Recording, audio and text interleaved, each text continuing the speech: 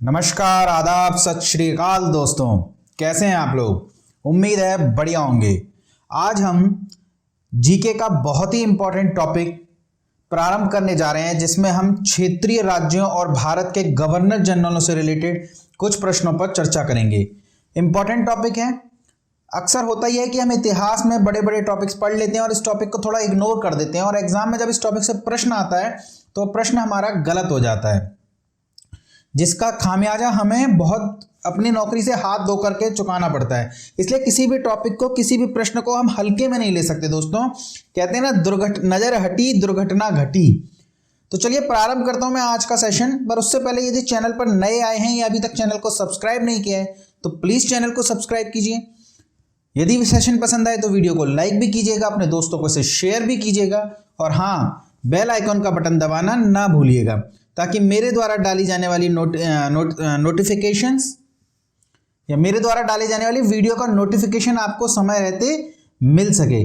चलिए प्रारंभ करता हूं मैं आज का पहला प्रश्न, और आज का पहला प्रश्न है, टीपू सुल्तान ने ब्रिटिश सेना को 1780 में हराया था, या आप कह सकते हैं किस स्थान पर हराया था? किस स्थान पर हराया था? हैदराबाद में, पोलीलुर में, श्रीरंगपट्टनम में, या निजामाबाद में? दोस्तों इस प्रश्न का उत्तर है पोलीलुर। एक बार हम अगला प्रश्न देख लेते हैं, फिर उसके बाद मैं आपको एक साथ इन दोनों प्रश्नों की पूरी एक्सप्लेनेशन दूंगा। आप ये याद रखिएगा कि टीपू सुल्तान ने ब्रिटिश सेना को 1780 में पोलीलुर के युद्ध में हराया था। हमारा अगला प्रश्न है, ब्रिटिश जनरल जिसने हैदर अली को पोर्टो नेवो के युद्ध में हराया था वह कौन था? ब्रिटिश जनरल जिसने हैदर अली को पोर्टो नोवो के युद्ध में हराया था वह कौन था? कैप्टन पॉपहेम, सर आयर कूट, सर हेक्टर मुनरो, या जनरल गोडार्ड? बताइए इस प्रश्न का उत्तर। दोस्तों इस प्रश्न का उत्तर हो जाएगा सर आयर कूट। सर आयर कूट। यदि एक बार हम टीपू सुल्तान और अंग्रेजों के मध्य हुए युद्धों पर नजर डालें तो कुल 4 आंग्ल मैसूर युद्ध हुए हैं। अंग्रेजों और हैदर अली व टीपू सुल्तान के साथ जो युद्ध हुए थे उन्हें आंग्ल मैसूर युद्ध कहते हैं, और कुल 4 आंग्ल मैसूर युद्ध हुए हैं। यदि बात करें प्रथम आंग्ल मैसूर युद्ध की, प्रथम आंग्ल मैसूर युद्ध की, तो यह 1767 से लेकर के 69 तक, यानी 1767 से 69 के मध्य चला, और इस समय मैसूर का राजा हैदर अली था, ना कि टीपू सुल्तान। मैसूर का राजा यानी प्रथम आंग्ल मैसूर युद्ध के समय मैसूर का जो राजा था वो हैदर अली था। आपसे पूछ लेगा टफ बनाने के लिए क्वेश्चन कि प्रथम आंग्ल मैसूर युद्ध किस किस के बीच हुआ? अंग्रेजों के, और उसमें ऑप्शन में दे देगा हैदर अली, टीपू सुल्तान, या 2 और भी कोई ऑप्शन दे देगा। तो टीपू सुल्तान उसका उत्तर नहीं होगा, उसका उत्तर होगा हैदर अली, क्योंकि पहले आंग्ल मैसूर युद्ध के समय जो राजा था वो था हैदर अली। इस युद्ध में अंग्रेजों की हालत पतली हो गई और हैदर अली लगभग इस युद्ध को जीत गया। तब अंग्रेजों ने एक संधि करी, और उस संधि को कहते हैं मद्रास की संधि, और इस युद्ध के माध्यम से इस प्रथम आंग्ल मैसूर युद्ध को समाप्त किया गया। चूंकि अंग्रेज पराजित हो रहे थे, अपनी पराजय को मतलब हंसी का पात्र बनने की बजाय अपनी पराजय को टालने के लिए उन्होंने एक संधि करी, जिसे मद्रास की संधि कहते हैं, हैदर अली और अंग्रेजों के बीच में, और इसको अंग्रेजों की प्रतिरक्षात्मक संधि भी कहते हैं। तो प्रश्न इंपॉर्टेंट है कि अंग्रेजों की प्रतिरक्षात्मक संधि कौन सी थी? तो मद्रास की संधि, क्योंकि अपने आप को बचाने के लिए उन्होंने यह संधि की थी। प्रतिरक्षात्मक संधि भी कहते हैं। तो ये तो कहानी प्रथम आंग्ल मैसूर युद्ध की थी, जो कि 1769 से लेकर के 69 के मध्य चला। इसके बाद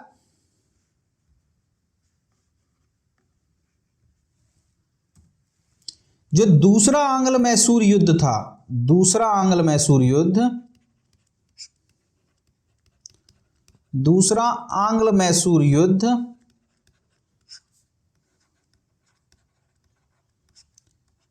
ये आपका 1780 से लेकर के 84 तक चला है। ध्यान रखिएगा जब ये युद्ध प्रारंभ हुआ है तो उस समय राजा हैदर अली है, लेकिन इस युद्ध के दौरान यानी ये जो पूरा युद्ध चला है इसी युद्ध में इस हैदर अली की मृत्यु हो गई है।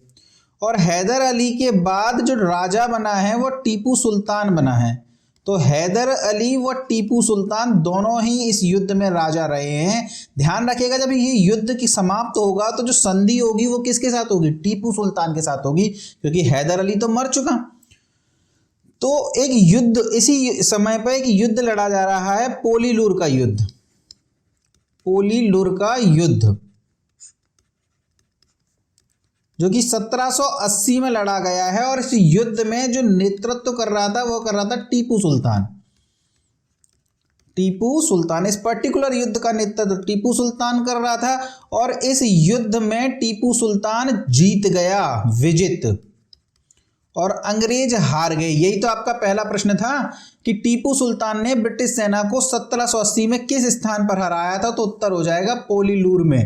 पोलीलूर के युद्ध में टीपू सुल्तान ने अंग्रेजों को हराया। अब अंग्रेज अपनी हार का बदला लेना चाहते हैं, तो एक युद्ध हुआ है पोर्टो नोवो युद्ध। पोर्टो नोवो युद्ध, और ये युद्ध मैसूर की सेना और अंग्रेजों के बीच हुआ है, और मैसूर की सेना का इस समय नेतृत्व कर रहे हैं हैदर अली, और अंग्रेजों का जो नेतृत्व कर रहा है, यहाँ पे सेनापति का नाम भी इंपॉर्टेंट है, आयर कूट। तो पोर्टो नोवो के युद्ध में जिसने हैदर अली को पराजित किया है वो है आयर कूट, और इस युद्ध में हैदर अली पराजित हो गए हैं, और न केवल पराजित हुए हैं वह घायल भी हो गए हैं, और इसी युद्ध के कुछ समय बाद उनकी मृत्यु हो जाती है और टीपू सुल्तान बन जाते हैं राजा। तो पोर्टो नोवो के युद्ध में हैदर अली को आयर कूट ने हराया था। पोर्टो नोवो के युद्ध में हैदर अली को जिसने हराया था वह था आयर कूट। तो ये आपके दो प्रश्न थे। अगला प्रश्न है, टीपू सुल्तान ने अपनी राजधानी कहाँ बनाई? ये क्या हो गया दोस्तों? ये कुछ टेक्निकल एरर है। यहां पर ऑप्शन था श्रीरंगपट्टनम। श्रीरंगपट्टनम तो ऊपर दिया हुआ है, तो यहां पे ऑप्शन आप हैदराबाद कर लीजिए। यहां पे कुछ ऑप्शन था लेकिन ये कुछ टेक्निकल एरर है, तो इसको यहाँ पर आप हैदराबाद कर लीजिए। और प्रश्न है, टीपू सुल्तान ने अपनी राजधानी कहाँ बनाई? श्रीरंगपट्टनम में, मैसूर में, बेंगलोर में या हैदराबाद में? तो ध्यान रखिएगा टीपू सुल्तान ने जो अपनी राजधानी बनाई थी वो बनाई थी श्रीरंगपट्टनम में। चलिए अगला प्रश्न देखते हैं। अगला प्रश्न है, रणजीत सिंह किस मिसल से संबंधित थे? महाराजा रणजीत सिंह, यहाँ पर रणजीत सिंह कर लीजिए, या प्रश्न में रणजीत पूछा गया था, तो रणजीत किस मिसल से संबंधित थे? ये बात कर रहा है महाराजा रणजीत सिंह की। हमें थोड़ा सा ध्यान रखना पड़ता है, एकदम से सोच में पड़ जाओ अब रणजीत कौन थे, इसीलिए तो दिया गया था ये रणजीत अकेला। तो महाराजा रणजीत सिंह कहाँ के राजा थे? तो पंजाब के राजा थे, सिख राजा थे महाराजा रणजीत सिंह। आपसे पूछ रहा है कि वे किस मिसल से संबंधित थे? सुकरचकिया, संधावालिया, एलूवालिया या रामगढ़िया? सबसे पहले तो आपको पता होना चाहिए कि ये मिसल क्या है। तो मिसल क्या होता है? तो मिसल होता है कि 1763 से 73 के दौरान, यानी इस दशक में जो सिख साम्राज्य था वह छोटे छोटे राज्यों में बट गया, यानी नवीन सिख राज्यों का उदय हुआ।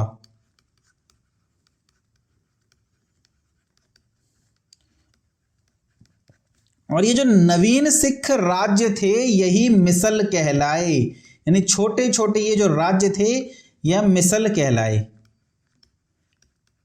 कई मिसल हैं, मतलब बहुत सारी मिसल हैं। अगर आपसे पूछा जाए कुछ इंपॉर्टेंट मिसल कौन कौन सी होती हैं, तो एक सबसे इंपॉर्टेंट मिसल है भंगी मिसल। जी हाँ, इसका नाम कुछ ऐसा ही है, भंगी मिसल, लेकिन ये सर्वाधिक शक्तिशाली मिसल थी। तो आपसे पूछ ले सर्वाधिक शक्तिशाली मिसल कौन सी थी, तो ध्यान रखिएगा भंगी मिसल थी। इसलिए आपको इसका संस्थापक का नाम भी पता होना चाहिए। सर्वाधिक शक्तिशाली मिसल भंगी मिसल थी, जिसके संस्थापक थे छज्जा सिंह।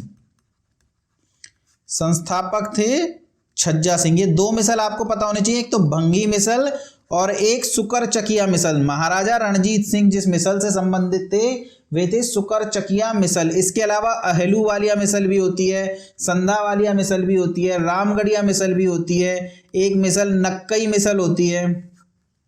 इसके अलावा अगर हम देखें तो एक होती है कन्हैया मिसल। तो भंगी, नक्कई, कन्हैया, संधावालिया, अहलूवालिया, रामगढ़िया, सुकरचकिया, ये कुछ मिसल हैं। सर्वाधिक शक्तिशाली मिसल भंगी मिसल है जिसके संस्थापक छज्जा सिंह थे, और महाराजा रणजीत सिंह का संबंध जिस मिसल से है उसे सुकरचकिया मिसल या सुकरचकिया मिसल, कुछ भी लिखा आ सकता है, आप इसको देख लेंगे। तो इस प्रश्न का उत्तर हो जाएगा सुकरचकिया मिसल। चलिए अगला प्रश्न देखते हैं। अगला प्रश्न है, महाराजा रणजीत सिंह के राज्य की राजधानी थी। देखिए छोटा सा एक राज्य था, मिसल जिसे कह सकते हैं आप, और वो था सुकरचकिया मिसल। उस राज्य का विस्तार किया गया महाराजा रणजीत सिंह के द्वारा। महाराजा रणजीत सिंह 1792 में शासक बने। 1792 में शासक बने और साम्राज्य का विस्तार करना प्रारंभ कर दिया। विस्तार करना प्रारंभ कर दिया और इन्होंने 1799 में लाहौर पर कब्जा कर लिया। यानी लाहौर इनके साम्राज्य में नहीं था भाई, 1792 में राजा बने तब लाहौर इनके साम्राज्य में नहीं था। इन्होंने 1799 में लाहौर पर कब्जा कर लिया। ये ईयर याद रखिएगा, सीधे वर्ष से प्रश्न आएगा कि लाहौर पर कब कब्जा किया महाराजा रणजीत सिंह ने, तो 1799 में कब्जा किया। और ये लाहौर महाराजा रणजीत सिंह की राजनीतिक राजधानी बन गई। राजनीतिक राजधानी, बड़ा शहर था तो इसे उन्होंने राजधानी बना लिया। और कुछ समय बाद यानी कि 1805 में, ये भी ईयर से प्रश्न आता है, ईयर याद रखना है आपको, अमृतसर पर भी अधिकार कर लिया। अमृतसर भारत के पंजाब में पड़ता है अमृतसर, इस अमृतसर पर अधिकार कर लिया। और यह अमृतसर महाराजा रणजीत सिंह की धार्मिक राजधानी थी। धार्मिक राजधानी थी। लेकिन आपसे यहाँ पर राजधानी पूछ रहा है और राजधानी से तात्पर्य राजनीतिक राजधानी से होता है, एडमिनिस्ट्रेटिव कैपिटल से होता है, जो कि लाहौर थी। और लाहौर पर कब्जा हुआ था 1799 में, जबकि अमृतसर पर कब्जा हुआ था 1805 में। और अमृतसर एक धार्मिक राजधानी थी। अगर आपसे धार्मिक राजधानी कहकर ही पूछे और ऑप्शन यही हो तो उत्तर हो जाएगा अमृतसर। राजनीतिक राजधानी पूछे तो लाहौर, केवल राजधानी पूछे तब भी प्रश्न का उत्तर लाहौर ही होगा। चलिए अगला प्रश्न देखते हैं। अंग्रेजों ने श्रीरंगपट्टनम की संधि किसके साथ की? हैदर अली, टीपू सुल्तान, डुप्ले या काउंट डी लाली? तो आपको याद होगा दोस्तों, हमने आंग्ल मैसूर युद्धों पर चर्चा करी और हमने देखा कि कुल 4 आंग्ल मैसूर युद्ध हुए। प्रथम आंग्ल मैसूर युद्ध जो 1767 से 69 के बीच चला, जिसमें राजा हैदर अली था, अंग्रेजों की पराजय हुई। अंग्रेजों ने एक प्रतिरक्षात्मक संधि की जिसे मद्रास की संधि के नाम से जाना जाता है। इसके बाद दूसरा आंग्ल मैसूर युद्ध 1780 से 84 के मध्य चला, जिसमें पोर्टोनोवो के पोलीलूर के युद्ध में टीपू सुल्तान ने अंग्रेजों को पराजित कर दिया, जिसका बदला लेने के लिए अंग्रेजों ने पोर्टोनोवो का युद्ध लड़ा और इसी युद्ध में हैदर अली घायल हो गए। हैदर अली की मृत्यु भी हो गई। टीपू सुल्तान राजा बने और उन्होंने इस युद्ध को जारी रखा। अंत में उन्होंने इस दूसरे आंग्ल मैसूर युद्ध को समाप्त करने के लिए अंग्रेजों के साथ मंगलौर की संधि करी। मंगलौर की संधि, देखिए संधियां याद रखिएगा। जो पहला आंग्ल मैसूर युद्ध है वह किस संधि से समाप्त हुआ है? तो वह समाप्त हुआ है मद्रास की संधि से। किस संधि से समाप्त हुआ है? तो मद्रास की संधि से। जबकि दूसरा आंग्ल मैसूर युद्ध समाप्त हुआ है मैंगलोर की संधि से। आपसे मैच करने के लिए सीधे सीधे प्रश्न पूछा जा सकता है। यदि बात करें कि तीसरा आंग्ल मैसूर युद्ध, तीसरा आंग्ल मैसूर युद्ध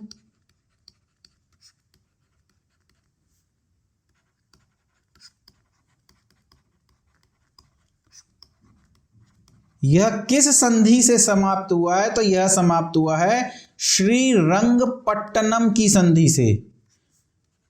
यह टीपू सुल्तान के लिए एक अपमानजनक संधि थी, श्रीरंगपट्टनम की संधि। इस संधि के तहत अंग्रेजों ने टीपू सुल्तान से युद्ध हर जाने के रूप में 3 करोड़ रुपए मांगे थे। और टीपू सुल्तान जो कि अपनी आज़ादी की लड़ाई को जारी रखना चाहते थे, उन्होंने अंग्रेजों की यह मांग मान ली, लेकिन हालात ऐसे रहे कि वो मांग पूरी नहीं कर सके और चौथा आंग्ल मैसूर युद्ध लड़ा गया। और वह आंग्ल मैसूर युद्ध किसी संधि से समाप्त नहीं हुआ, बल्कि टीपू सुल्तान की मृत्यु से समाप्त हुआ है। चौथा आंग्ल मैसूर युद्ध, आंग्ल मैसूर युद्ध। और इसी युद्ध में टीपू सुल्तान मारे गए। वर्ष अभी नहीं बताऊंगा आपको कि कब मारे गए, क्योंकि प्रश्न में दिया हुआ है, प्रश्न का उत्तर आपको मिल जाता है, फिर आप जज नहीं कर पाते अपने आप को। टीपू सुल्तान मारे गए। तो पहला आंग्ल मैसूर युद्ध जिस संधि के साथ समाप्त हुआ वो थी मद्रास की संधि। दूसरा आंग्ल मैसूर युद्ध मैंगलोर की संधि से समाप्त हुआ। तीसरा आंग्ल मैसूर युद्ध श्रीरंगपट्टनम की संधि से समाप्त हुआ, जबकि चौथा आंग्ल मैसूर युद्ध समाप्त हुआ है टीपू सुल्तान की मृत्यु से। चलिए प्रश्न है अगला, टीपू सुल्तान अंग्रेजों के साथ युद्ध में कब मारे गए? तो चौथे आंग्ल मैसूर युद्ध के दौरान, चौथे आंग्ल मैसूर युद्ध के दौरान। आपसे पूछा जा सकता है कि इस समय गवर्नर जनरल कौन है, तो गवर्नर जनरल हो जाएगा वेलेजली। तीसरे आंग्ल मैसूर युद्ध के समय कौन है, तो कॉर्नवालिस। आपको अगर इनके सन याद हैं और युद्ध पता है तो आप अंदाजा लगा सकते हैं, अदरवाइज आपको तीसरे और चौथे का याद रखना है। चौथे आंग्ल मैसूर युद्ध के समय गवर्नर जनरल थे वेलेजली, और इसी युद्ध में 1799 में टीपू सुल्तान लड़ते हुए मारे गए, यानी टीपू सुल्तान की मृत्यु हो गई। कब हो गई? तो 1799 में हो गई। वहां पे लिख लीजिएगा जहां पे मैंने ये लिखा है, यहां पे आप नोट कर लीजिए। 1799 में टीपू सुल्तान युद्ध में मारे गए या शहीद हो गए। चलिए अगला प्रश्न देखते हैं। अगला प्रश्न है, रणजीत सिंह ने, महाराजा रणजीत सिंह ने सुप्रसिद्ध कोहिनूर हीरा किससे प्राप्त किया था? देखिए प्रश्नों को मैं चाहता तो रणजीत सिंह के सारे प्रश्न एक साथ ले आता, टीपू सुल्तान के एक साथ ले आता, पर मैंने मिक्स किए हैं ताकि कुछ कुछ अंदाजा आप आंसर्स का ना लगा सकें। इस वजह से मैंने दोनों प्रश्नों को मिक्स किया। आपको पंजाब और टीपू सुल्तान ये थोड़ा सा पढ़ना होता है, प्रश्न पूछे जाते हैं। तो महाराजा रणजीत सिंह के पास में कोहिनूर हीरा था। ये वही कोहिनूर हीरा है जिसे मुगलों से, मोहम्मद शाह रंगीला से छीन कर ले गया था नादिर शाह। ईरान, अफगानिस्तान पहुंच गया वहां से, और वहां से ये पहुंचा वापस भारत में महाराजा रणजीत सिंह के पास में। और आपसे यही पूछा जा रहा है कि अफगानिस्तान से ये अब कैसे पहुंचा। अब अफगानिस्तान कैसे पहुंचा? अहमद शाह अब्दाली के हाथ लग गया ये, क्योंकि ईरान की जो नादिर शाह की ज्यादातर संपत्ति अहमद शाह अब्दाली को मिली। दुर्रे दुरानी अहमद शाह अब्दाली, किसने दी थी दुर्रे दुरानी की उपाधि? तो नादिर शाह ने दी थी। तो दुर्रे दुरानी अहमद शाह अब्दाली के वंशजों के पास भी ये रहा, और वहां से ये पहुंचा महाराजा रणजीत सिंह के पास। तो आपसे पूछा जा रहा है किसने दिया था? शाह शुजा ने, जमा शाह ने, दोस्त मोहम्मद ने, या शेर अली ने? तो दोस्तों इस प्रश्न का उत्तर हो जाएगा शाह शुजा ने। अब क्या कहानी थी कि अफगानिस्तान में इस कहानी को समझिए। अफगानिस्तान में जो वहां का शासक है या जो राजा है इस समय, उसका नाम है दोस्त मोहम्मद। और वहां पर एक अमीर मतलब आप सरदार वर्ग से कह सकते हैं, अमीर जो शासन में जिनकी दखलंदाजी होती है, जैसे मंत्री हो सकता है, सेनापति हो सकता है, कुछ भी। तो वहां का एक अमीर था, उसका नाम था शाह शुजा। और यह शाह शुजा इस दोस्त मोहम्मद को हटा करके खुद राजा बनना चाहता था।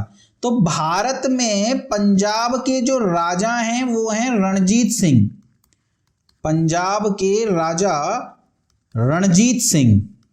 अफगानिस्तान के पास पड़ता है पंजाब, तो रणजीत सिंह वहां की राजनीति के लिए एक इंपॉर्टेंट कैरेक्टर हो जाते हैं। और जो भारत के गवर्नर जनरल हैं वो हैं ऑकलैंड महोदय। और ये ऑकलैंड, रणजीत सिंह और ये जो शाहशुजा है, शाहशुजा, रणजीत सिंह और ऑकलैंड, इन तीनों के बीच में एक समझौता होता है जिसे त्रिपक्षीय संधि कहते हैं। त्रिपक्षीय संधि। तो आपसे पूछ ले त्रिपक्षीय संधि किन किन के मध्य हुई, तो शाहशुजा, रणजीत सिंह और ऑकलैंड के मध्य हुई। क्यों हुई, तो दोस्त मोहम्मद को हटाने के लिए हुई और शाहशुजा को राजा बनाने के लिए हुई। ऑकलैंड चाहता था कि दोस्त मोहम्मद को हटा दिया जाए और अपनी कठपुतली शाहशुजा को वहां का राजा बना दिया जाए, और रणजीत सिंह इस त्रिपक्षीय समझौते में शामिल हो गए और ये संधि हुई है 1839 में। और इसी संधि के तहत रणजीत सिंह को कोहिनूर हीरा प्राप्त हुआ है शाहशुजा से। पर हुआ क्या कि इसी 1839 में ही रणजीत सिंह की मृत्यु हो गई। रणजीत सिंह की मृत्यु हो गई और उनकी मृत्यु के साथ ही यह समझौता टूट गया। तो त्रिपक्षीय संधि 1839 में हुई, शाहशुजा, रणजीत सिंह और ऑकलैंड के मध्य दोस्त मोहम्मद के विरुद्ध हुई, पर 1839 में रणजीत सिंह की मृत्यु हो गई, जिस वजह से यह संधि परवान नहीं चढ़ सकी। पर रणजीत सिंह को कोहिनूर हीरा प्राप्त हो गया। और किससे प्राप्त हुआ, तो शाहशुजा से प्राप्त हुआ। सॉरी दोस्तों। चलिए अगला प्रश्न देखते हैं। बेगम समरू ने, आज बड़ी टेक्निकल एरर्स हैं इसमें, बेगम समरू ने एक प्रसिद्ध चर्च का निर्माण कहां करवाया। बेगम समरू ने एक अति प्रसिद्ध चर्च का निर्माण कहां करवाया। आपसे पूछ रहा है लखनऊ में, सोनीपत में, सरधना में या कानपुर में। तो ये जो बेगम समरू थी, कहा जाता है कि एक तवायफ थी, बाद में एक अंग्रेज अधिकारी से इनकी विवाह हो गया। उस अंग्रेज अधिकारी को एक जागीर मिली और उसकी मृत्यु के बाद ये जागीर बेगम समरू के पास आ गई। पत्नी थी वो उनकी। तो बेगम समरू ने इस जागीर में राज्य भी किया। तो एक तवायफ से जागीर दार बनी, रानी बनी, और उन्होंने अपनी जागीर में एक प्रसिद्ध चर्च का निर्माण करवाया जो भारत में आज बेगम समरू के चर्च के नाम से बहुत प्रसिद्ध है। आपसे पूछा जा रहा है वो चर्च कहां पर है, लखनऊ में है, सोनीपत में है, सरधना में है या कानपुर में है। तो ध्यान रखिएगा ये जो चर्च है ये सरधना में आए हैं। सरधना उत्तर प्रदेश के मेरठ जिले में पड़ता है। तो सरधना में बेगम समरू के द्वारा एक अति प्रसिद्ध चर्च का निर्माण करवाया गया था। चलिए अगला प्रश्न देखते हैं। अगला प्रश्न है, निम्नलिखित भारतीय शासकों में से वह कौन था जिसने विदेशों में आधुनिक पद्धति से दूतावास स्थापित किए। जिस प्रकार आज गवर्नमेंट के दूतावास होते हैं, इसी पद्धति पर आज से बहुत पहले एक शासक ने विदेशों में अपने दूतावास बनाए थे। आपसे पूछा जा रहा है वह शासक कौन था। बहुत ही इंपॉर्टेंट प्रश्न है दोस्तों। वह शासक थे हमारे टीपू सुल्तान। टीपू सुल्तान अपने समय से आगे चलते थे। अब उनकी सेना में इनके पास प्रक्षेपास्त्र थे, रॉकेट थे जो कि दूर तक मार करते थे, और आधुनिक पद्धति से इन्होंने दूतावास स्थापित किए। ये नेपोलियन से संपर्क में थे। अगर इनकी चौथे आंग्ल मैसूर युद्ध में मृत्यु न होती तो नेपोलियन भारत पर आक्रमण कर चुका होता, और खुद नेपोलियन यदि परास्त न हो गया होता यूरोप में तो भारत पर आक्रमण कर चुका होता, और संभवतः जो फ्रांसीसी पराजित हुए थे अंग्रेजों से भारत में, वो पराजित नहीं होते अगर नेपोलियन अपनी सेना लेकर आ जाता। हालांकि भारत का कुछ भाग्य उससे बदलता नहीं, अंग्रेजों की जगह रूल करते फ्रांसीसी। भारत को तो गुलाम बनना ही था। क्यों? क्योंकि भारतीय राजा तो आपस में लड़ रहे हैं। बहरहाल हमारे प्रश्न का उत्तर हो जाएगा टीपू सुल्तान। चलिए अगला प्रश्न देखते हैं। निम्नलिखित में से किसने कहा था कि ईश्वर की इच्छा थी कि मैं सब धर्मों को एक निगाह से देखूं, इसलिए उसने दूसरे आंख की रोशनी ले ली। आज सारी फॉर्मेटिंग बिगड़ चुकी है दोस्तों, कुछ टेक्निकल एरर रही है जिस वजह से मैंने ये सारे क्वेश्चन बहुत अच्छे से फॉर्मेट किए थे। पर चलिए, आपको तो कंटेंट से मतलब होना चाहिए। थोड़ा आगे पीछे आ गया है तो उससे आपको कोई फर्क नहीं पड़ना चाहिए। आपको बस प्रश्न देखना है, प्रश्न का उत्तर देखना है, अपनी एक्सप्लेनेशन को नोट करना है। नोट जरूर कीजिएगा दोस्तों। ऐसे रजाई में बैठ करके ठंड का मजा लेते हुए मोबाइल आंखों पर रख के बस सुनिएगा मत, क्योंकि जब ये कहानी आप सुनेंगे तो आपको अच्छी लगेगी, आपको याद भी हो जाएगी, थोड़े दिनों में साफ भी हो जाएगी। तो इसे नोट जरूर कीजिए। मैं ये नहीं कह रहा आप पूरा पूरा प्रश्न नोट कीजिए, प्रश्न का आप स्क्रीनशॉट ले लीजिए, लेकिन जो मैं नोटिंग करा रहा हूं उसे नोट कीजिए। अपने हाथों से नोट करेंगे तो याद रहेगा। देखिए आपको नोट ही नहीं करना तो मैं भी तो बोल के बढ़ सकता हूं ना आगे, पर मैं लिखवा रहा हूं क्यों? क्योंकि आपको एग्जाम में प्रश्न कैसे भी पूछा जा सकता है। ये जो मैं करा रहा हूं ये प्रश्न तो आ चुका है, रिपीट हुआ ना हुआ कोई भरोसा नहीं, पर इससे रिलेटेड प्रश्न पूछे जाएंगे, तो इसलिए आपको नोट जरूर करना है। चलिए, ईश्वर की इच्छा थी कि मैं सब धर्मों को एक निगाह से देखूं, इसलिए उसने दूसरे आंख की रोशनी ले ली। यह कथन किसका है? महाराजा रणजीत सिंह का, हैदर अली का, टीपू सुल्तान का या महाराजा दलीप सिंह का? तो यह कथन है महाराजा रणजीत सिंह का। महाराजा रणजीत सिंह की एक आंख कार्य नहीं करती थी, केवल एक आंख थी उनकी, उसी एक आंख से उन्होंने देखिए इतना बढ़िया प्रशासन चलाया है। और वो कहते थे कि ईश्वर चाहता था कि मैं हर धर्म को एक निगाह से देखूं, यानी सर्वधर्म समभाव में विश्वास करते थे, कट्टर नहीं थे महाराजा रणजीत सिंह। तो वे कहते थे कि मैं सभी धर्मों को एक निगाह से देख सकूं, इस वजह से ईश्वर ने मेरी दूसरे आंख की रोशनी ही ले ली। तो ये कथन किसका है? तो ये कथन हो जाएगा महाराजा रणजीत सिंह का। चलिए अगला प्रश्न देखते हैं। अगला प्रश्न है महाराजा रणजीत सिंह के उत्तराधिकारी कौन थे? तो ध्यान रखिएगा, महाराजा रणजीत सिंह के बाद जो शासक बने वो थे खड़क सिंह। एक प्रश्न इसके अलावा आपसे पूछा जाता है कि सिख साम्राज्य के अंतिम राजा कौन थे, उस पर भी हम चर्चा करेंगे। अच्छा, अगला ही प्रश्न है, सिख राज्य का अंतिम राजा कौन था? तो ध्यान रखिएगा, सिख राज्य के अंतिम राजा दलीप सिंह या दिलीप सिंह थे। किन्हीं किन्हीं किताबों में दलीप सिंह लिखा मिलता है और किन्हीं किन्हीं किताबों में दलीप सिंह लिखा मिलता है। जो भी हो, हमारे प्रश्न का उत्तर नहीं बदलने वाला। दलीप सिंह सिख राज्य के अंतिम शासक थे। अब ये कहानी कुछ क्या है, इस पर अभी हम चर्चा करेंगे जब हम आपसे चर्चा करेंगे सिख और अंग्रेजों के बीच लड़े गए युद्धों के बारे में। अभी तो आप ये याद रखिए कि सिख राज्य का अंतिम राजा कौन था। तो सिख राज्य का जो अंतिम शासक था वह दिलीप सिंह था। चलिए यहीं पर चर्चा कर देता हूं, पता नहीं फिर प्रश्न डाला है कि नहीं डाला, कुछ छूट जाए, और छूटना नहीं चाहिए आपसे कुछ भी। तो देखिए, रणजीत सिंह और अंग्रेजों के मध्य तो एक अमृतसर की संधि हुई थी। रणजीत सिंह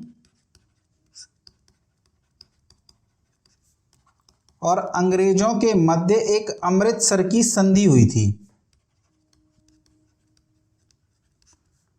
एक संधि हुई थी और उस संधि का नाम था अमृतसर की संधि। 1805 की संधि है और इस संधि के तहत एक नदी थी सतलुज नदी। सतलुज नदी, और ये सतलुज नदी रणजीत सिंह और अंग्रेजों की सीमा, यानी ब्रिटिश भारत और रणजीत सिंह के साम्राज्य के बीच की सीमा थी। कहा गया था कि अंग्रेजों के द्वारा कि जो इस नदी के पूर्व में ब्रिटिश साम्राज्य रहेगा, ब्रिटिश साम्राज्य रहेगा, और रणजीत सिंह कभी भी इस नदी को पार करके अंग्रेजों पर आक्रमण नहीं करेंगे। उसी प्रकार इस नदी के पश्चिम में सिख साम्राज्य रहेगा और अंग्रेज कभी भी इस सिख साम्राज्य पर हमला नहीं करेंगे।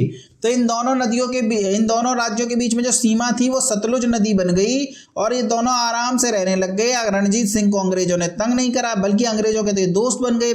त्रिपक्षीय समझौता हो रहा था इनके बीच में जब मृत्यु हुई। लेकिन महाराजा रणजीत सिंह की मृत्यु के बाद सिख साम्राज्य के जो भी उत्तराधिकारी बने या जो सेनापति रहे, उन्होंने संधि को भूल गए और सतलुज नदी को पार करके ब्रिटिश साम्राज्य के कुछ हिस्सों पर कब्जा करना प्रारंभ कर दिया। अब जब संधि टूट गई तो अंग्रेज छोड़ेंगे क्या? फिर अंग्रेजों ने भी युद्ध की नीति अपनाई और उसके तहत जो सिख और अंग्रेज मिलजुल कर रह रहे थे, अब वो युद्धग्रस्त हो गए और प्रथम आंग्ल सिख युद्ध हुआ। प्रथम आंग्ल सिख युद्ध,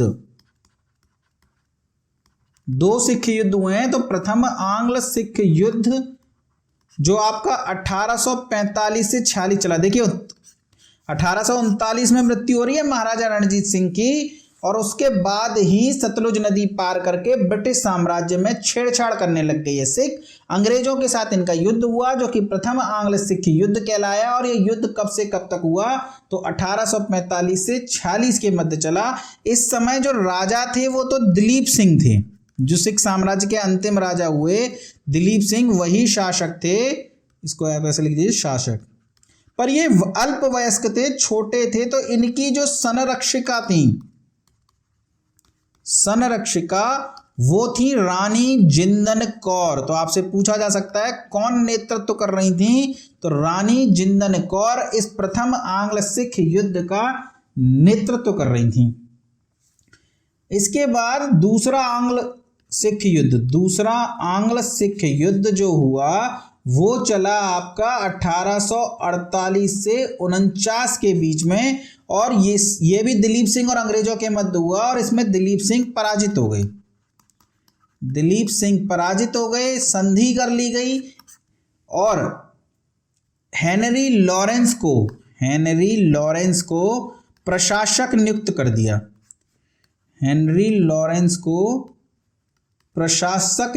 कर दिया। कहाँ का भाई? पंजाब का प्रशासक नियुक्त कर दिया हेनरी लॉरेंस को, और इन दिलीप सिंह को पंजाब के राजा के पद से हटा करके इंग्लैंड भेज दिया पेंशन दे करके।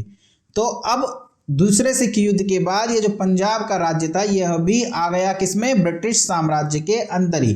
तो आपसे अंतिम राजा पूछ रहा है कि अंतिम राजा कौन था, तो अंतिम राजा हो जाएंगे दिलीप सिंह। चलिए अगला प्रश्न देखते हैं। अगला प्रश्न है निम्नलिखित कथनों में से कौन सा एक सही नहीं है?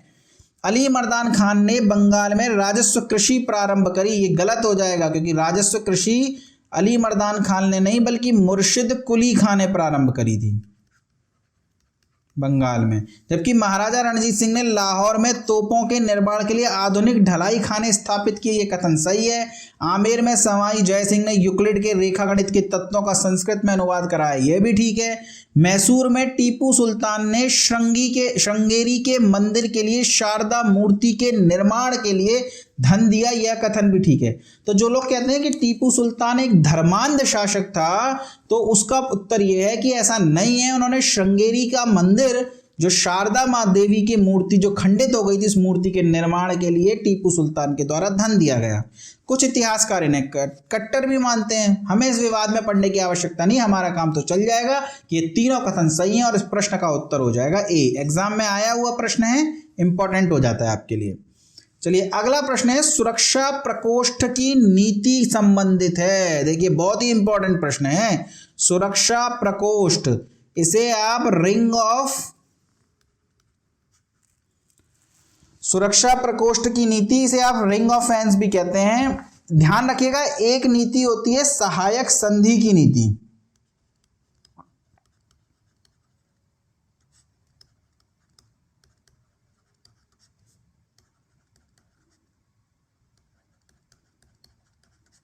और ये है रिंग पॉलिसी। ये इसको हिंदी में कहते हैं सुरक्षा प्रकोष्ठ की नीति।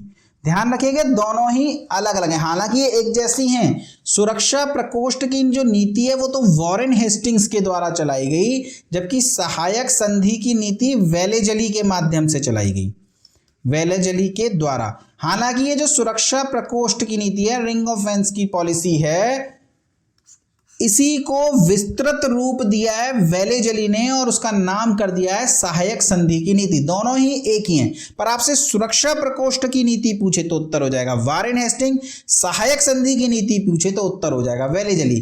क्या होता था कि एक जो भी भारतीय राज्य होता था जो अंग्रेजों का दुश्मन होता था, अंग्रेज चाहते थे कि इस राज्य पर नकेल कस के रखी जाए, उसके आसपास के सभी राज्यों से वह संधि कर लेते थे, एक घेरा बना देते थे इस राज्य के आसपास और इसमें अपनी अपनी सेनाएं अंग्रेजों की खड़ी कर देते थे इन राजाओं के खर्चे पर, और कहते थे कि हम आपकी सुरक्षा के लिए अपनी सेना खड़ी कर रहे हैं ताकि आप पर कोई भी राजा आक्रमण न करे। और होता क्या था, अंग्रेजों की सेना फ्री में खड़ी हो जाती थी इस राज्य के चारों ओर, और जब भी युद्ध होता था तो इस राज्य को नेस्ता नाबूद कर देती थी। इसी नीति को सुरक्षा प्रकोष्ठ की नीति कहा गया जो वॉरेन हेस्टिंग ने चलाई, और बाद में इसका विस्तृत रूप सहायक संधि की नीति कहलाया जो कि वेलेजली के द्वारा प्रारंभ की गई। चलिए अगला प्रश्न देखते हैं। भारत में न्यायिक संगठन इंडियन जुडिशरी सिस्टम की स्थापना किसने करी? इंडियन जुडिशरी सिस्टम, जो आज न्यायिक संगठन आप देखते हैं, सबसे पहले भारत में ये किसके द्वारा स्थापित किया गया? तो ये गवर्नर जनरल कॉर्नवालिस के द्वारा स्थापित किया गया। इन्हीं कॉर्नवालिस के द्वारा 1792 में एक स्थायी बंदोबस्त भी प्रारंभ किया गया। तो ध्यान रखिएगा, स्थायी बंदोबस्त किसने प्रारंभ किया? तो कॉर्नवालिस ने। इंडियन जुडिशरी सिस्टम किसने प्रारंभ किया? तो कॉर्नवालिस ने। बंगाल में द्वैध शासन प्रणाली को समाप्त किसने किया? देखिए ध्यान रखिएगा, आपको याद होगा 1764 में बक्सर का युद्ध हुआ था, हमने चर्चा करी थी इस युद्ध पर। इस युद्ध में अंग्रेजों का सेनापति कौन था? बताइए आप लोग कौन था? मैंने चर्चा करी थी पिछले वीडियो में, अगर आपने नहीं देखा तो उस वीडियो को जरूर देखिएगा। बताइए बक्सर के युद्ध में अंग्रेजों का सेनापति कौन था? अंग्रेजों के सेनापति थे हेक्टर मुनरो। और इसी युद्ध के बाद इलाहाबाद की प्रथम संधि 12 अगस्त सन 1765 में हुई थी। इलाहाबाद की प्रथम संधि, देखिए प्रयागराज नहीं लिख रहा क्योंकि संधि का नाम इलाहाबाद की प्रथम संधि ही है, जो कि अंग्रेजों व मुगल बादशाह के मध्य हुई और बंगाल, बिहार और उड़ीसा की जागीरदारी मिल गई अंग्रेजों को। मुगल बादशाह कौन थे? शाह आलम द्वितीय।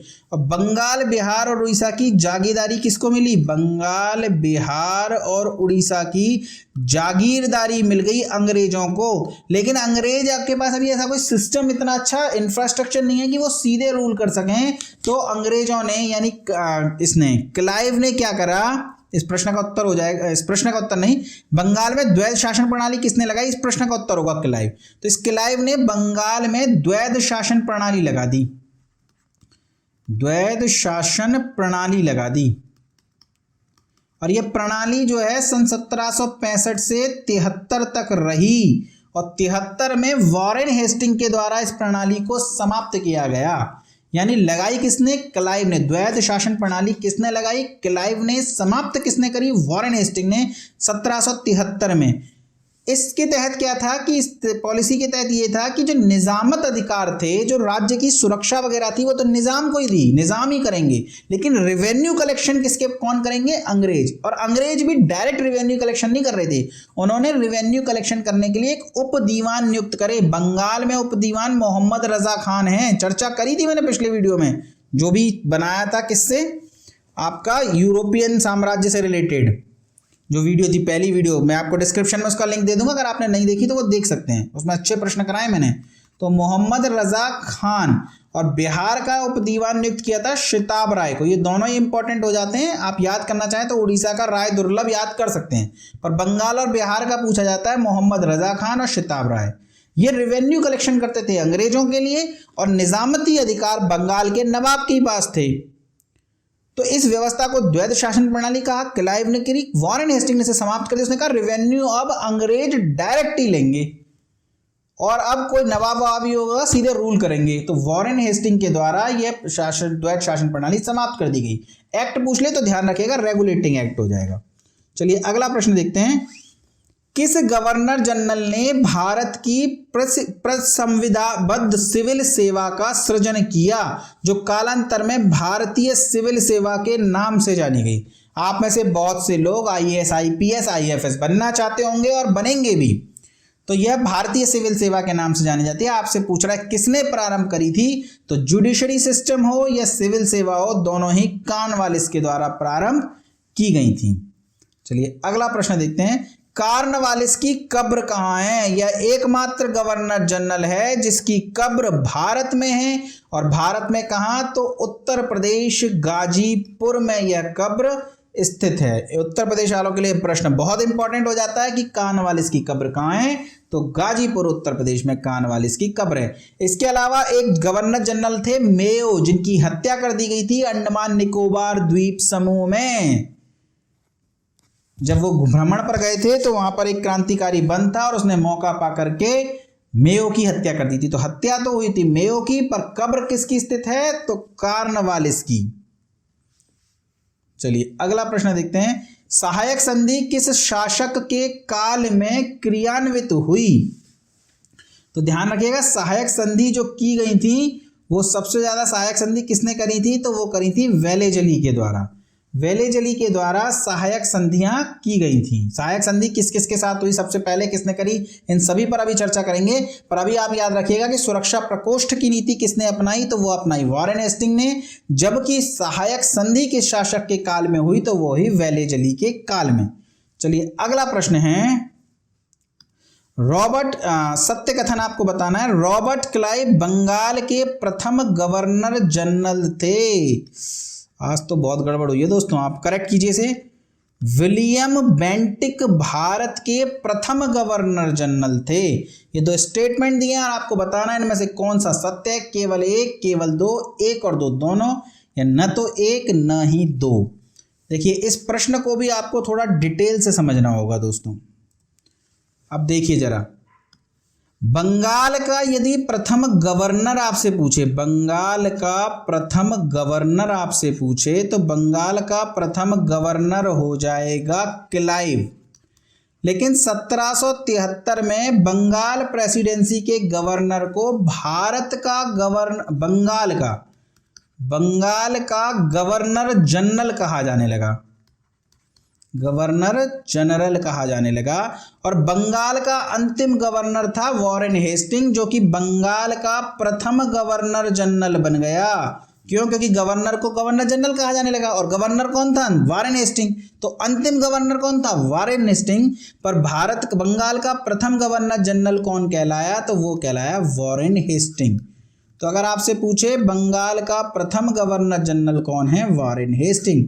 1833 में जो बंगाल का गवर्नर जनरल था वह थे विलियम बेंटिक। और बंगाल के गवर्नर जनरल को भारत का गवर्नर जनरल कहा जाने लगा। तो बंगाल के अंतिम गवर्नर जनरल विलियम बेंटिक, जबकि भारत के प्रथम गवर्नर जनरल कौन बना? तो वह बना कौन? वह बना विलियम बेंटिक। और 1857 की क्रांति के बाद गवर्नर जनरल को वायसराय भी कहा जाने लगा। तो भारत का प्रथम वायसराय कौन बना? वो बना कैनिंग। भारत का प्रथम वायसराय कौन बना? कैनिंग। यानी बंगाल का प्रथम गवर्नर आपसे पूछ ले तो क्लाइव, बंगाल का प्रथम गवर्नर जनरल पूछे तो वॉरेन हेस्टिंग, भारत का गवर्नर जनरल पूछे तो विलियम बेंटिक, और भारत का प्रथम वायसराय पूछे तो कैनिंग। अंतिम अंग्रेज गवर्नर जनरल पूछे तो माउंटबेटन हो जाएगा, और अंतिम गवर्नर जनरल पूछे तो राजगोपालाचारी हो जाएंगे, जो कि एक भारतीय थे। एकमात्र भारतीय जो गवर्नर जनरल बने वो थे राजगोपालाचारी। ये प्रश्न एक दूसरे से रिलेटेड होते हैं, कंफ्यूजन पैदा करते हैं, आपको अच्छे से याद होने चाहिए। ये 4 प्रश्न नोट कराए हैं, 2 प्रश्नों का संदर्भ जब आगे आएगा तो मैं नोट करा दूंगा, या नोट आप करना चाहते हैं तो कर लीजिए। अंतिम अंग्रेज गवर्नर जनरल लॉर्ड माउंटबेटन थे, पर अंतिम गवर्नर जनरल कौन थे? तो सी राजगोपालाचारी। चलिए अगला प्रश्न देखते हैं। भारत के प्रथम गवर्नर जनरल थे। अब देखिए इस प्रश्न में मैंने आपको बताया भारत के प्रथम गवर्नर जनरल विलियम बेंटिक थे, पर यहां कहीं ऑप्शन में ही नहीं है। और क्योंकि ये प्रश्न एग्जाम में आया हुआ प्रश्न है और इसी प्रकार आया था, तो क्या कहोगे? वहां लिख के आओगे विलियम बेंटिक ऑप्शन में नहीं है? नहीं, इस प्रश्न का जो उत्तर है वो वॉरेन हेस्टिंग को ही सही माना है। हालांकि ये प्रश्न का उत्तर गलत हो जाएगा, क्योंकि वॉरेन हेस्टिंग बंगाल के प्रथम गवर्नर जनरल थे, पर वह भारत के नहीं। पर चूंकि इसी पद का नाम बदल करके बाद में भारत का प्रथम गवर्नर जनरल कर दिया और ऑप्शन में विलियम बेंटिक दिया हुआ नहीं है, तो हम इस प्रश्न का उत्तर वॉरेन हेस्टिंग मान लेंगे। ध्यान रखिएगा, यदि प्रश्न में विलियम बेंटिक दिया है तो विलियम बेंटिक ही सही उत्तर होगा, पर यदि प्रश्न में विलियम बेंटिक नहीं है तो प्रश्न का उत्तर वॉरेन हेस्टिंग हो जाएगा। चलिए अगला प्रश्न देखते हैं। सहायक संधि को स्वीकार करने वाला पहला शासक कौन था? आपसे पूछा जा रहा है सहायक संधि को स्वीकार करने वाला पहला शासक कौन था? तो ध्यान रखिएगा, सहायक संधि जो सबसे पहले स्वीकार करी थी वो हैदराबाद के निज़ाम ने स्वीकार करी थी सन 1799 में। यानी हैदराबाद के निज़ाम ने सबसे पहले इस सहायक संधि को स्वीकार किया था। तो इस प्रश्न का उत्तर हो जाएगा हैदराबाद का निज़ाम। चलिए, किसने सहायक संधि स्वीकार नहीं करी थी? तो ध्यान रखिएगा, हैदराबाद के निजाम ने सहायक संधि स्वीकार कर ली थी। जोधपुर के राजपूत राज्य ने स्वीकार करी थी। मैसूर के शासक, अब टीपू सुल्तान के बाद वाडियार वंश का ही एक शासक, एक कठपुतली शासक अंग्रेजों ने मैसूर में स्थापित कर दिया और उस शासक के साथ में सहायक संधि की थी। तो अक्सर लोग सोच लेते हैं टीपू सुल्तान तो मर गया, तो मैसूर के शासक ने सहायक संधि नहीं करी थी। अंग्रेजों ने मैसूर पर कब्जा डायरेक्ट नहीं किया था, बल्कि एक वडियार वंश, पुराना वंश जो राजा हुआ करता था, उसी वंश का एक बालक था कृष्ण, उसको शासक बना दिया और उसके साथ में सहायक संधि कर ली। जबकि इंदौर के होलकर राज्य ने सहायक संधि नहीं करी थी। तो किसने सहायक संधि नहीं करी थी? तो इंदौर के होलकर राज्य ने। सती प्रथा पर पाबंदी किसने लगाई? बहुत आसान सा प्रश्न है, कई बार पूछा जाता है। विलियम बेंटिक के द्वारा और राजा राम मोहन राय के प्रयासों से। राजा राम मोहन राय को राजा की उपाधि किसने दी थी? मुगल बादशाह अकबर द्वितीय ने। बहादुर शाह जफर के पिता थे अकबर द्वितीय, उन्होंने राजा राम मोहन राय को राजा की उपाधि दी। राजा राम मोहन राय सती प्रथा के विरोध के लिए जाने जाते हैं। इन्होंने बहुत प्रयास किए सती प्रथा को रोकने के लिए, और अंत में जब भारत के गवर्नर जनरल विलियम बेंटिक थे, हालांकि भारत के नहीं थे, वो बंगाल के थे उस समय, 1829 की बात कर रहे हैं, भारत के तो बनेंगे 1833 में। तो गवर्नर जनरल कौन थे? विलियम बेंटिक थे, और विलियम बेंटिक ने ही सती प्रथा पर पाबंदी लगा दी 1829 में।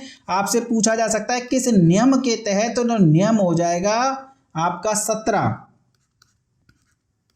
नियम कौन सा हो जाएगा? नियम हो जाएगा 17। इसके तहत पाबंदी कहां लगाई? तो ध्यान रखिएगा, केवल बंगाल प्रेसिडेंसी में लगी।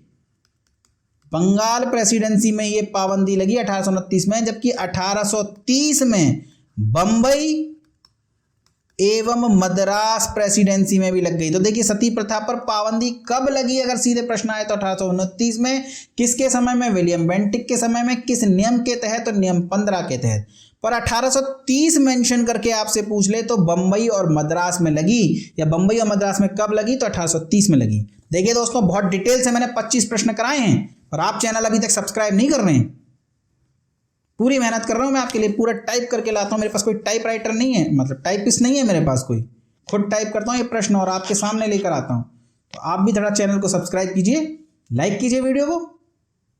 देखिए अभी भी देख रहे हैं, कर नहीं रहे हैं, कीजिए फटाफट। दोस्तों, कुछ तकनीकी समस्या के कारण इस वीडियो को हम आगे नहीं बढ़ा पा रहे हैं, तो इस वीडियो में 25 प्रश्नों को ही रहने देते हैं। इस चैप्टर के अगले 25 प्रश्न और उसके बाद के प्रश्न मैं अगली वीडियो में लेकर के आऊँगा। चलिए फिर पढ़ते रहिए, मस्त रहिए, चैनल को शेयर सब्सक्राइब करते रहिए। धन्यवाद दोस्तों।